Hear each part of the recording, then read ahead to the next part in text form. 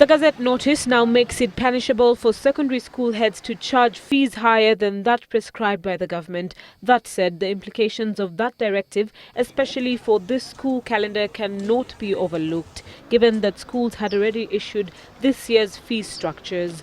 School management boards have now been forced to go back to the drawing board.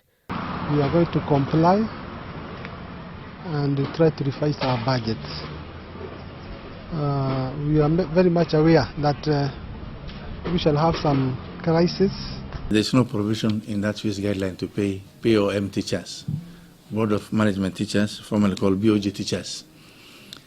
So that means schools will have to do away with the teachers now because they have nowhere to pay from, now that fees has been slashed. Some schools, however, will likely feel the pinch more than others, following the government's directive that placed a ceiling for day secondary school fees at 9,374 shillings, for boarding schools at 53,553 shillings and 37,210 shillings for special needs schools. Schools such as Moi Girls High School Eldoret that charge 119,832 shillings will be forced to reduce the amount charged by about 70,000 shillings. Some education stakeholders have since dismissed criticism that most schools had already committed themselves in expenditures, which, if reversed, will paralyze critical activities in various schools.